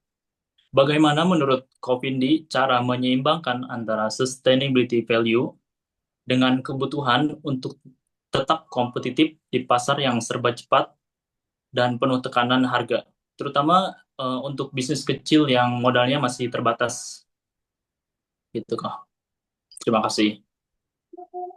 Oke, tadi terkait dengan sustainable dan kompetitif ya. Dengan persaingan yang saat ini dengan tadi modalnya yang nggak terlalu besar ya atau kompetitif ya seperti itu. Iya, kalau dari saya tadi apa? Jangan terlalu buru-buru cepat ingin besar tadi yang tadi ada juga saya sampaikan. Nah, apa coba dilihat kekuatan dari manajemen keuangan kita juga tadi bisnisnya kan modalnya nggak terlalu besar gitu ya. Nah, dijalankan aja dengan kemampuan yang udah ada.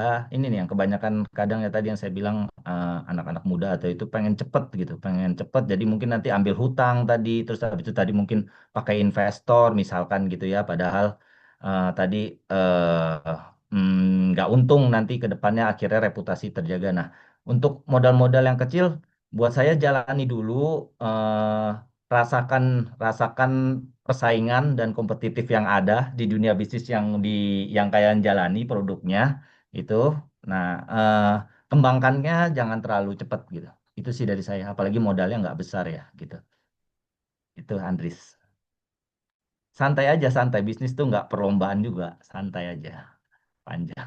Siap kok, thank you ya materinya. Ya, pokoknya.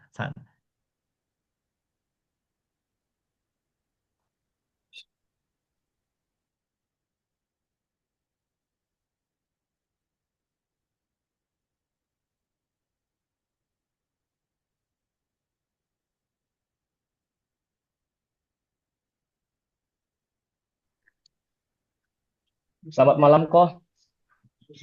Oke, malam-malam. Maaf kok nggak bisa on cam karena rusak kameranya. Jadi gini kok, saya punya pertanyaan karena kan tadi Koko bilang inovasi produk ya. Ya, adaptif dan inovasi produk. Bagaimana dengan produk yang inovasinya itu terbatas kok? Misalnya es kepal Milo.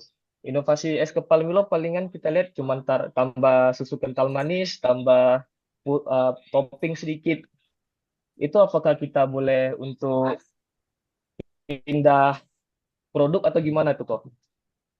Ya, itu Itu tadi aja sih kok. sebenarnya pengen saya sebut Hamzah ya. Itu sebenarnya tadi pengen saya sebut, cuman saya nggak enak kan. Tadi saya sempat ada bilang jangan mengikuti bisnis yang ikutin tren atau FOMO gitu loh. Nah, itu cuma sebentar doang kan. Tadi saya mau sebut itu es kepal Milo, terus ya minuman es krim yang dari China kayak gitu-gitu bentar-bentar tutup gitu ya. Nah, kalau saya nih teman-teman ya, saya tuh lebih mending ini sharing, lebih mending bisnis warteg saya gitu loh, sustain gitu, nggak apa-apa mau diledik. Makanya kadang orang tuh bisnis mau kelihatan keren, oh gua habis buka es kepal Milo atau gua habis buka minuman Chinese yang itu yang tren itu lagi trending, terus habis itu sekarang udah tutup lah tuh cabangnya di mana-mana bangkrut. Mendingan bikin warteg. Tapi kita lihat tuh warteg tuh, saya pernah ada tuh warteg yang dari saya mungkin 10 tahun lalu tuh sampai sekarang masih hidup gitu loh, sustain gitu.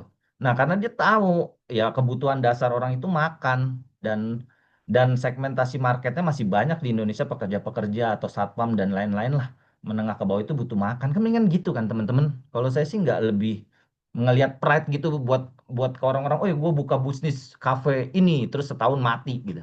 Tapi saya nggak apa-apa, iya nih bisnis saya warteg gitu kalau saya ya tipenya. Tapi ya sustain 20 tahun gitu kalau saya, kayak gitu. Makanya tadi yang kayak es kepal Milo, ya kalau memang ini ya langsung switch aja lah, langsung diversifikasi lah kalau saya bilang, segera gitu. Musiman itu kan musiman bisnisnya gitu. Ada yang nggak bisa diinovasi bagaimanapun nggak bisa. Itu Hamzah ya tadi. Siap. Ya kok. Satu lagi boleh nggak kok? Boleh Hamzah. Boleh ya Mas Nabil ya? Boleh, boleh, boleh, boleh. Jadi kan saya masih semester 1 ya kok di Siap. jurusan manajemen. Jadi rektor sama dosen saya tuh sering nyuruh apa tuh menggenjot lah agar-agar mahasiswa-mahasiswa ini jadi entrepreneur, jadi wirausaha. Nah, menurut saya pribadi itu justru hal yang nggak baik gitu kok, karena bakal membuat oversupply ya di daerah saya sendiri. Bayangin semua mahasiswa jadi produsen, siapa yang konsumsi? Menurut Papa gimana tuh kok? Oke. Menurut saya, kalau lihat data traffic dibuka di Google ya, saya juga pelajari. Entrepreneur, saya setuju sih sebenarnya. Maksudnya entrepreneur di Indonesia itu masih sedikit kali dibanding di China dan lain-lain gitu loh. Ya, salah nggak dosen kamu nggak salah juga ya, mungkin dia ingin memotivasi ya supaya kita berani gitu kan ya untuk ini. Buat saya sih nggak ada yang salah gitu ya, mungkin dia memotivasi supaya ini karena memang kita kurang. Tapi yang tadi saya ingatkan lagi yang di awal ya, nggak semua orang tuh bisa jadi pengusaha, teman-teman. Nggak semua orang itu bisa jadi pebisnis gitu loh. Percayalah, karena tadi yang saya bilang kompleks yang harus dipelajari itu dari sistem salesnya, perencanaannya, keuangannya, bikin produknya, apa nggak pusing gitu. Kalau orang yang nggak menyukai tantangan ya, daya tahan tadi saya bilang resilience ya, wah udah itu udah botak, udah pasti berhenti tuh, nggak kuat gitu. Ada orang yang seperti itu gitu. Jadi nggak semua memang diciptakan dan dilahirkan sih untuk jadi pengusaha ya. Tadi itu benar juga Hamzah yang kamu bilang gitu. Nggak semua juga harus jadi pengusaha gitu. Bakatnya ada yang nggak di pengusaha kayak gitu. Terus tapi apakah dosen kamu salah ya nggak juga, mungkin dia memotivasi ya untuk jadi pengusaha. Jadi bebas. Mau jadi pengusaha boleh, nggak jadi pengusaha pun banyak yang sukses juga kok. Siap. Ya, Dari terima Kak kasih Kak. Darwin. Oke, oke, thank you Kak Hamzah. Sukses selalu ya. Oke, ini selanjutnya dari Kak Feni mau bertanya lagi. Kok masih raise hand?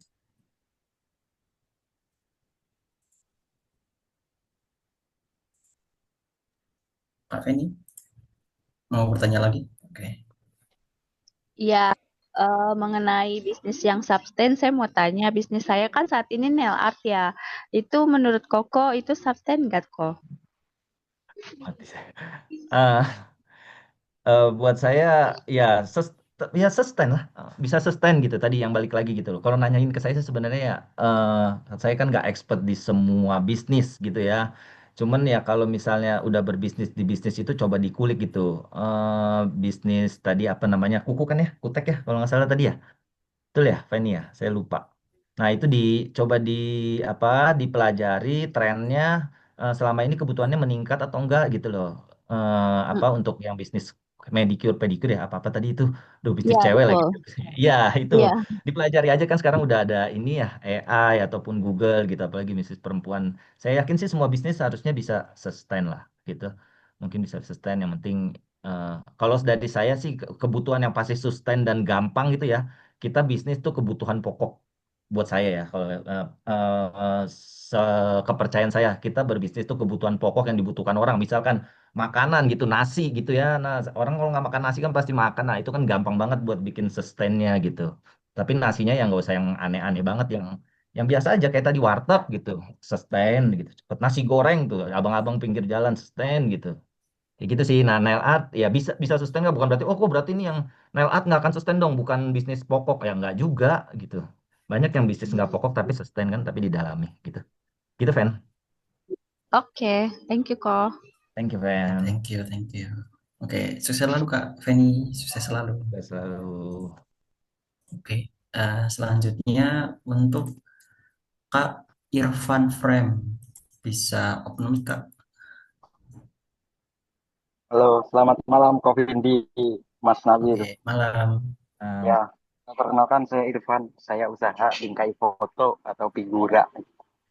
Eh, saya mau tanya Ko Vindi, pada saat dulu tim Ko Vindi itu kan sehingga timnya itu bisa lebih dari 20 orang atau 30 orang atau bahkan sampai sekarang bisa 150 orang. Ko Vindi, boleh di spill sedikit tipsnya. Oh, Terima kasih. oke. Iya, awal mulai itu malah 5 orang kali 2016. Ya itu apa timnya semakin banyak itu tergantung dari kebutuhan perusahaan kita, Irfan, gitu loh.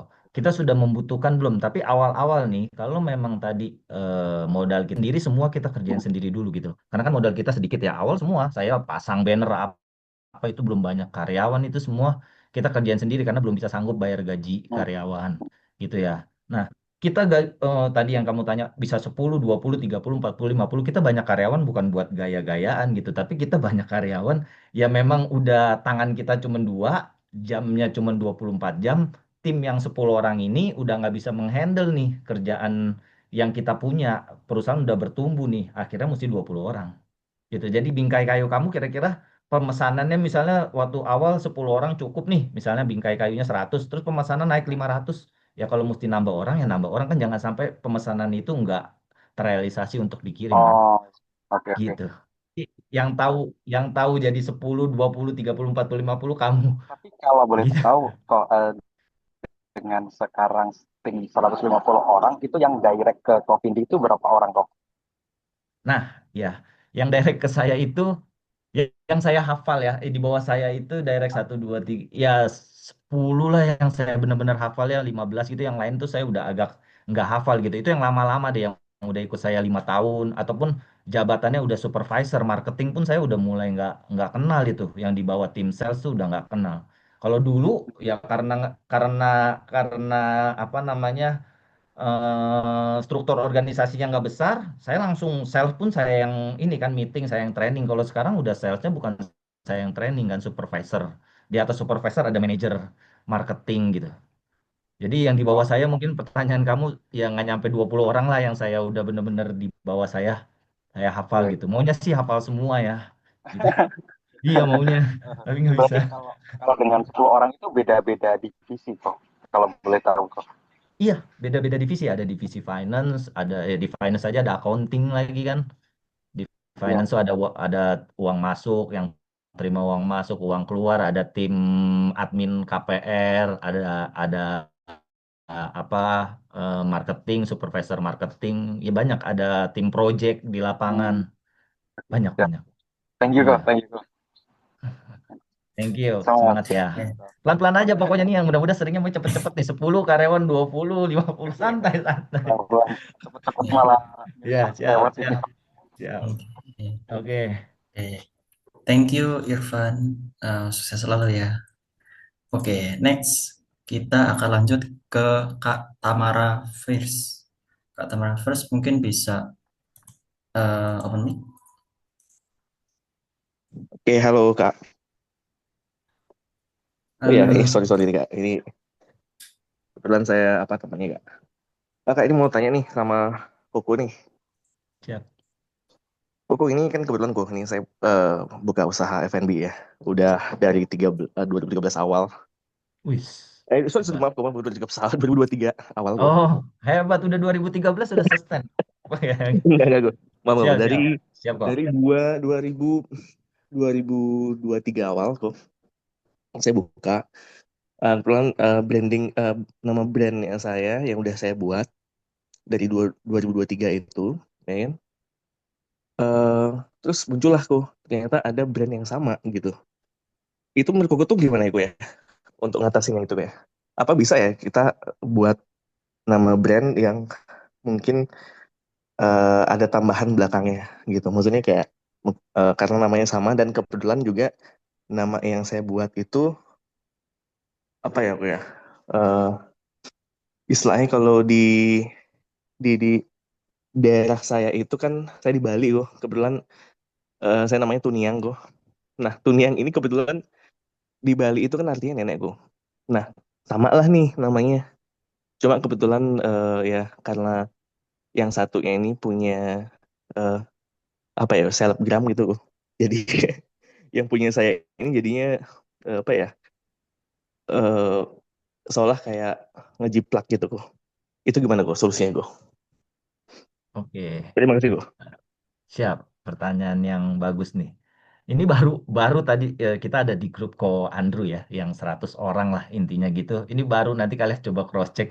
Itu Ko Andrew kan ada pusat gadai emas ya, kalau nggak salah. Nah itu baru tadi siang kita ketemu, itu ada yang lapor itu pusat gadai emasnya tuh jiplak banget. Cuman bedanya di mananya gitu, beda sedikit aja pokoknya tadi itu. Nah itu eh, ya kalau kata Ko Andrew ya nggak apa-apa gitu. Berarti kita diciplak ketika dijiplak gitu ya, ya berarti bisnis kita bagus gitu loh. Bisnis kita tuh berarti ditiru orang gitu loh.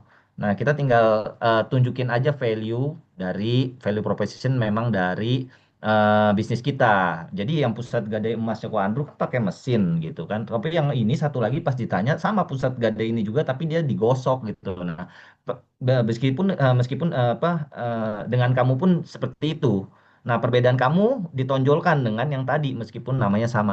Tapi kalau kamu tanya apakah itu boleh secara hukum, nah itu ada kan haki dan gitu-gitu. Nah, biasanya sih dia nggak akan jiplak mirip gitu. Pasti ada dibedain sedikit gitu. Nggak bener-bener mirip gitu. Kalau secara hukum, kalau bener-bener jiplak nggak boleh, apalagi kalau kamu udah mendaftarkan ya di hak kekayaan intelektual brand kamu. Nah, itu yang saya belum tahu gitu.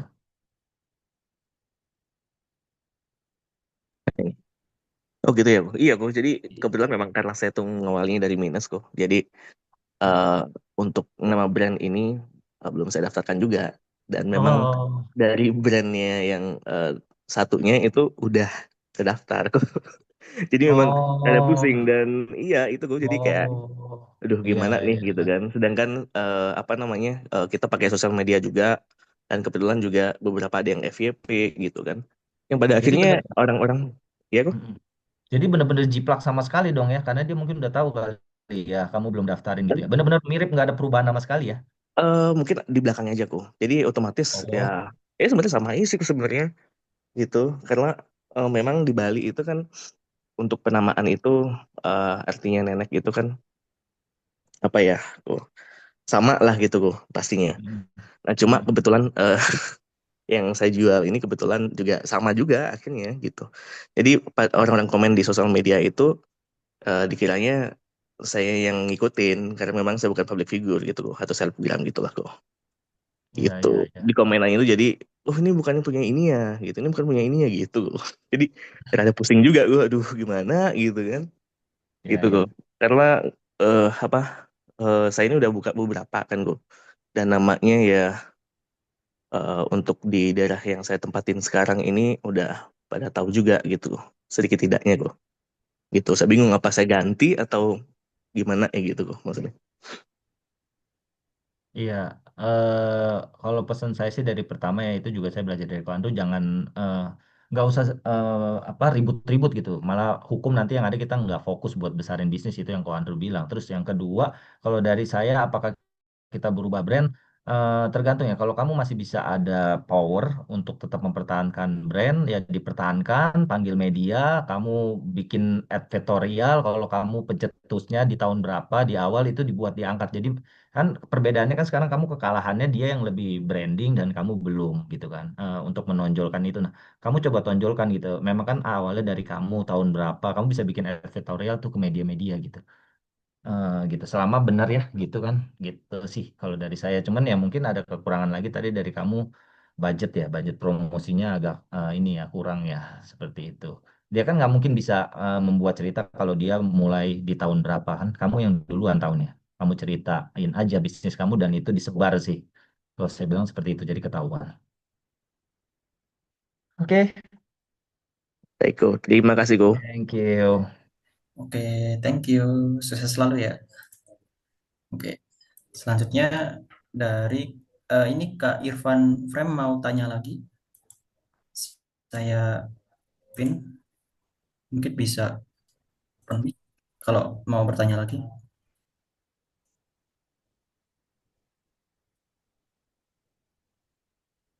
Oke, Ya, kok. Malam kok. malam. Ya, sebelumnya gini kok. Mohon maaf sebelumnya kalau misalkan orang yang kok percaya, misalnya orang yang udah kerja ikut sama Koko lebih dari 5 tahun, kemudian dia pengen buka juga bisnis karena pengen jadi ownernya, gitu kan. Karena kan sekarang rata-rata orang pengen punya usaha sendiri. Kira-kira tanggapan Koko gimana kok? Terima kasih. Oke, Irfan ya, pertanyaan bagus. Kalau dia mau buka sendiri dan kita lihat memang dia ada potensi dan bagus ya, bisa. Nah, kita bukakan, join. Kalau saya, kita modalin gitu loh. Gitu, kita modalin. Kalau kita ada modalnya, kita modalin. Kita lihat memang dia bisa ya gitu. Jadi kita nggak usah menahan seseorang untuk menjadi lebih maju ya. Kalau dari saya seperti itu kan belum bukan berarti dia berhenti dari kita bekerja tapi kita nggak bisa tetap temenan ataupun jadi family apalagi biasanya yang udah 5 tahun tuh udah kayak keluarga ya saya nganggapnya gitu nah itu kita bisa join lah pas dia mau buka ya kita ikut aja profit sharing bagi saham dan hubungan tetap terjaga kan. Terus kalau dia ada butuh masukan juga kita masih bisa tukar pikiran bareng-bareng. Kalau dari saya seperti itu bukan berarti harus ditahan, nggak boleh, pokoknya harus kerja terus jangan. Tapi kalau kita lihat dia nggak ada potensinya dan kita lihat dia memang masih kurang, masih butuh belajar, ya kita kasih tahu juga gitu, hati-hati, gitu sih, gitu. Sudah ada adik saya, adik kandung saya ikut sama saya 7 tahun ya, kalau nggak salah udah berapa tahun sekarang dia udah mau izin sama saya mau buka sendiri, izin buka apa namanya, buka buka usaha sendiri gitu, izin buka sendiri udah nggak apa-apa gitu, dan saya masih ada di dalamnya juga kan, dan dia juga masih menjalankan juga perusahaan perusahaan saya gitu, jadi masih berkolaborasi kayak gitu, nggak harus bermusuhan. Siap, siap. Thank you kok. Oke, jangan ditahan-tahan orang kalau mau sukses bareng-bareng, suksesnya bareng-bareng gitu kita. Benar, Oke. benar, benar, benar. Oke. Oke. Thank you ya Irfan, sukses selalu. Oke kok. Ini sebelum ke pertanyaan selanjutnya, apa boleh kita sesi foto bersama dulu kok? Ya, Biar sudah sama jam teman-teman yang lain. 9 lewat ya. Ya, foto Iya, bersama dulu ya. oke, foto Oke. bersama dulu untuk sebelum ke pertanyaan selanjutnya. Oke, oke,